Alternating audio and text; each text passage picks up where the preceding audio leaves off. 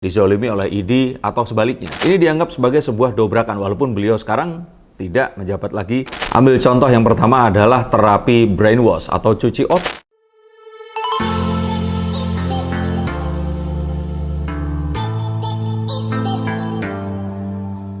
Halo Sensikers, kembali berjumpa bersama saya Denny Darko. Tidak ada yang namanya misteri, yang ada adalah tanda-tanda yang kita semua coba untuk mengerti.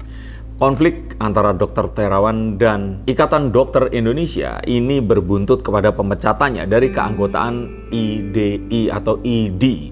Dan ini artinya Dr. Terawan dilarang untuk melakukan praktik kedokteran dimanapun di seluruh wilayah Indonesia. Ini memang adalah sebuah kesepakatan yang memang sudah disepakati selama ini, dan hal ini langsung memantik reaksi banyak pihak, terutama masyarakat yang seakan-akan lebih membela kepada Dr. Terawan ini tadi. Lalu di mana sebenarnya pokok permasalahannya, dan saya melihat ini lewat kartu saya itu akan seperti apa. Kita akan lihat, dan yang pertama kartu The Ace of Pentacles ini akan membuka satu kenyataan di mana bahwa Dr. Terawan ini sepertinya adalah lambang dari sebuah pendobrakan. Pendobrakan apa? Pendobrakan sebuah tradisi. Tradisi apa? Ada banyak sekali. Kita tahu bahwa pemerintahan Pak Jokowi ini dianggap sebagai lambang dari pendobrakan hegemoni atau penguasaan terhadap satu hal yang sudah menjadi tradisi sekian lama. Seperti halnya diangkatnya Bu Susi Pujiastuti, seorang menteri yang di-branding sebagai hanya lulusan SMP, bertato, dan terlihat sering menghisap rokok. Ini dianggap sebagai sebuah dobrakan walaupun beliau sekarang tidak menjabat lagi menjadi salah satu menteri dari pemerintahan Pak Jokowi dan Ma'ruf Amin yang sekarang. Tapi sepertinya Pak Terawan ini adalah satu juga yang dianggap seorang pendobrak seperti Bu Susi Pujiastuti. Nah, ini rupanya yang terjadi, dan mengapa Dr. Terawan ini sampai dibela oleh sekian banyak masyarakat yang meradang karena pemecatan yang dilakukan oleh ID ini tadi. Memang apa yang dilakukan oleh Dr. Terawan ini sesuatu yang sangat fenomenal dan belum pernah terjadi sebelumnya dalam sejarah Ikatan Dokter Indonesia, atau dokter yang berani melakukan gebrakan, melakukan terapi-terapi yang memang tergolong baru dan eksperimental. Ambil contoh yang pertama adalah terapi brainwash atau cuci otak untuk para penderita stroke. Ini saja dari namanya ini kan benar-benar membuat orang itu bertanya-tanya. Lalu digalakannya vaksin Nusantara sebagai terapi untuk melawan COVID ini tadi, yang beberapa pihak seperti ini menganggap bahwa hal-hal yang dilakukan oleh Dr. Terawan ini tidak sesuai dengan kaidah ilmiah dan keilmuan medis, serta ditemukan beberapa kejanggalan dalam penelitiannya. Tapi apakah ini terus kemudian dianggap sebagai sebuah hal yang akan membenarkan untuk pemecatan yang dilakukan oleh ID ini tadi? Seperti yang tadi dilakukan, bahwa pada dasarnya sepertinya Dr. Terawan ini adalah sebuah simbol tentang perlawanan terhadap birokrasi yang sudah ada selama ini. Tapi apakah yang dilakukan ini juga bisa dibenarkan? Tentu saja ini adalah dua hal yang harus kita lihat. Dr. Terawan sendiri kalau dibilang sebagai dokter sensasional dan apa yang dilakukan ini dianggap berbahaya, masa iya dia akan bisa menjadi salah satu menteri dalam kabinet yang dipimpin oleh Pak Jokowi dan Pak Ma'ruf Amin ini tadi?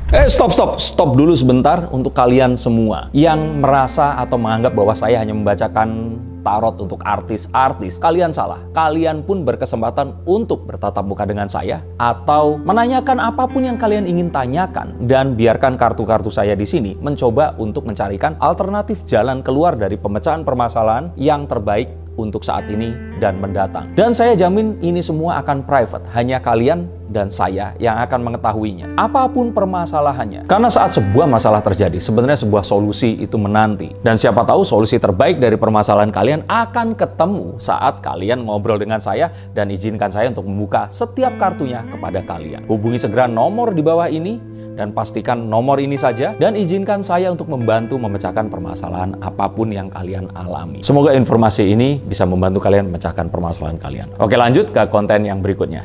Yuk. Tapi di lain sisi, Ikatan Dokter Indonesia yang memang sudah didirikan sebelum Dr. Terawan ini lahir. Dr. Terawan ini lahir tahun 1961, ide ini dibentuk tahun 1950. Tentu saja kita tidak bisa langsung menyalahkan, karena keputusan yang dibuat dalam Muktamar ID pada tanggal 25 Maret 2022 kemarin ini disetujui oleh para pengurus dan banyak dokter yang ada di dalamnya. Maka ini seharusnya akan sulit, dan saat masyarakat terus kemudian membela Pak Terawan secara membabi buta, saya bilang juga tidak pada tempatnya, karena mungkin mereka belum mengetahui hal-hal detail yang menjadi pemberat dalam kasus ini tadi. Tapi seperti halnya apa yang terjadi dalam sosial media. Semuanya seakan-akan menjadi terkutupkan dan orang diharuskan untuk memilih mendukung ID atau mendukung Dr. Terawan di sini. Kalau saya pribadi melihat ini, yang dibilang salah dan benar di sini, Dr. Terawan dan ID ini kalau saya bilang ya sama-sama salah, sama-sama benar. Tapi yang paling salah di sini adalah masyarakat yang tidak berusaha mengetahui dan mencari tahu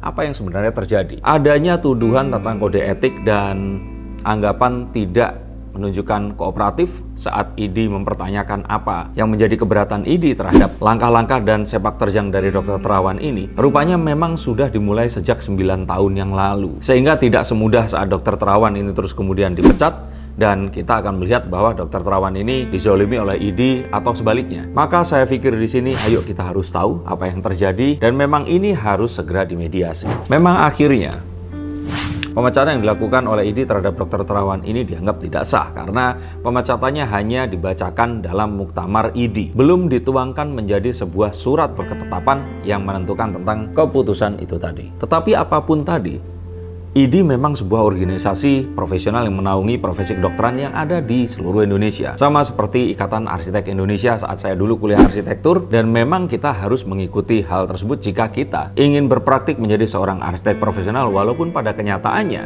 akhirnya banyak arsitek juga yang terkenal tapi bukan anggota IAI ini tadi. Tapi sepertinya ID ini berbeda. Mengapa berbeda? Karena saya tahu sekali dari adik saya yang seorang dokter dan saat ini sudah menjadi dokter spesialis anak, bahwa sekolah kedokteran ini adalah sebuah jenjang keprofesian yang sangat mengagungkan senioritas dan juga dukungan dari organisasi jika kita ingin berpraktik dan menjadi seorang dokter yang profesional. Maka memang jelas akan mustahil kalau Dr. Terawan ini akan bisa menjadi dokter jika memang ternyata ID mengeluarkan beliau dari keorganisasian ini tadi. Dan ini haruslah memang dimediasi dan diselesaikan secepat mungkin. Saya lihat di sini bahwa keduanya, Dr. Terawan dan juga ID, ini sama-sama gengsi dan enggan untuk melangkah saling mendekati karena 9 tahun itu cukup lama untuk sebuah kasus yang memperkarakan tentang apa yang dilakukan oleh beliau ini tadi. Malah beliau sempat menjadi menteri, dan ini tentu saja memiliki satu nilai tawar kepada Pak Terawan ini tadi atau Pak Dr. Terawan ini tadi, yang harusnya saat itu beliau bisa lebih banyak berkomunikasi dengan ID. Dan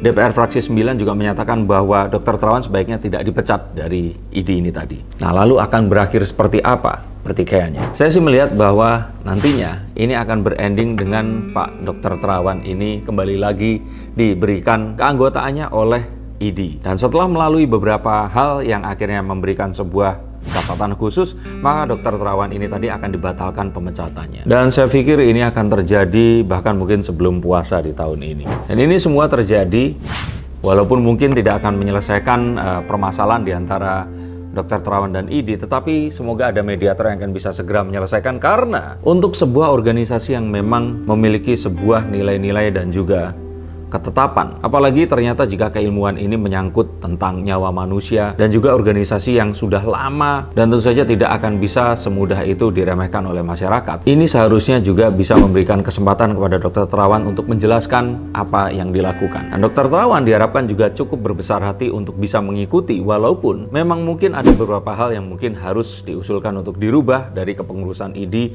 atau bagaimana mereka melihat bagaimana usulan eksperimen baru ini dan kesesuaiannya dengan prosedur keilmuan yang mereka sepakati. Tapi saya melihat ini semua akan berakhir dengan baik. Kita tinggal tunggu waktunya, dan harapan saya masyarakat tidak gaduh karena Dr. Terawan sendiri adalah seorang aset bangsa dan ID bukanlah organisasi yang baru 10 atau 20 tahun berdiri. Maka saya berharap ini akan segera selesai dan malah akan menemukan banyak sekali Dr. Terawan-terawan baru, tapi yang tetap bisa untuk bisa menjelaskan dan mungkin juga bisa lebih sejalan dengan etika keprofesian yang dicanangkan oleh ID. Terima kasih untuk kalian semua yang menonton konten ini.